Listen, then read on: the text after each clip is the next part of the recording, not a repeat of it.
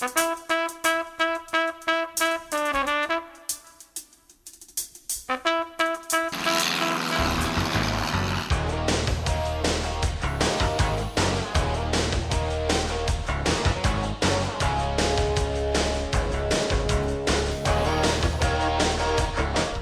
bumiyay si Danny Capadia sa Pilipinas mula India. Dati pasahero lang siya. Ngayon, nag-aaral na si Danny na magpalipad ng eroplano. Sa isang flight school sa Bulacan, inabutan namin si Danny. Excited.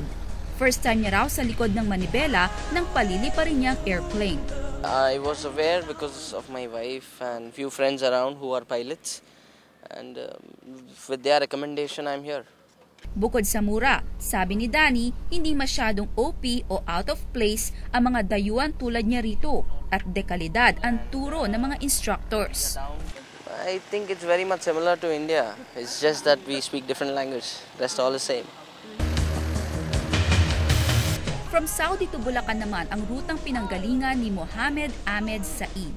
Flight attendant daw siya sa Saudi, pero ang dream daw niya ay makaupo sa pilot's chair at magmando ng jumbo jet. The training is nice training. Weather is okay because when we go another country, sometimes the weather is bad. Amerika sana ang destinasyon ni Ahmed, pero dahil nga pagkatapos ng nangyari sa 9/11, todo higpit na sila doon kasama na ang mga turistang gustong mag-aral ng pagpapalipad ng eroplano. Dito raw sa Pinas, madali ang lahat, mula visa hanggang kung ano-anong requisitos, ika nga ni Ahmed, flexible. For the ATO also, paper and everything, it's easy, and the extension visa.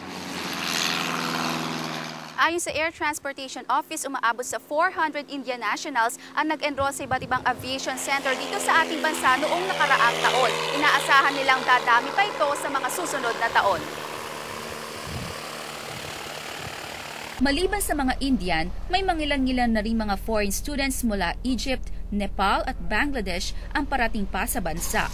Dito sa Bulacan daw nila napiling mag-aral dahil hindi crowded gaya ng Maynila. Ayon sa ATO, unti-unti na raw nakikilala ang Pilipinas bilang Asia's flight training capital. 2 years pa lang daw itong nagbo-boom. Nasa 28 na ngayon ang flight schools sa iba't ibang parte ng Pilipinas.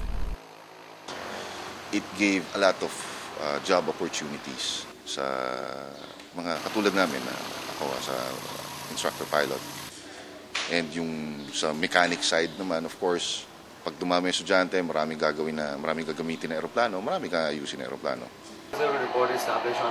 Kumpara sa Amerika at iba pang bansa na naglalaro sa $40,000 to $60,000 ang bayad sa flight training school, dito sa halagang $36,000 to $38,000 o kulang-kulang sa 2 milyong pisong tuition fee, sulit sa bulsa ang ambisyon ng mga foreigner na may motong "Come fly with me." We have free accommodation, free transportation within the airport, and free food.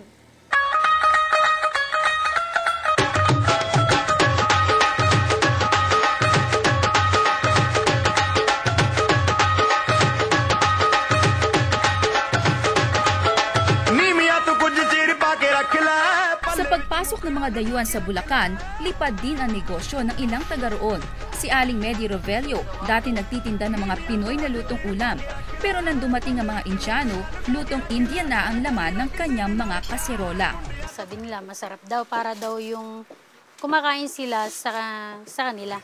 Best seller sa karinderya ni Aling Medi ang pagkain Indian na tinatawag na chapati. 7 pesos ang tinapay na ito na may terno pang mga dip o side dishes na punong-puno ng spices. One chapati more. Like the Filipinos, they eat rice, so we eat chapatis in each meal, like in the breakfast, in the lunch, and in the dinner. So it's just a simple wheat, and it's the flour of wheat. Si Aling Meli naman ang parang wardrobe assistant ng mga foreign students. Siya kasi ang tagalaba at tagaplantsa ng kanilang mga uniforme. Ay, oo naman. Kahit papano. Nakakatulong naman sa amin to. Eh, basta pagkada sweldo, medyo malaki naman eh. Pwede palang makilala ng mga dayuhan ang galing ng mga Pinoy. na sila mismo ang dumadayo at hindi tayo ang naglalako ng ating abilidad sa kanilang bansa. Paborito siyempre sa atin, pero biro nga lang ng ilang henyo sa kanto, basta wag lang silang lalanding sa mga palayan o magka-crash sa mga building natin. Nami Deirit po, dokumentado.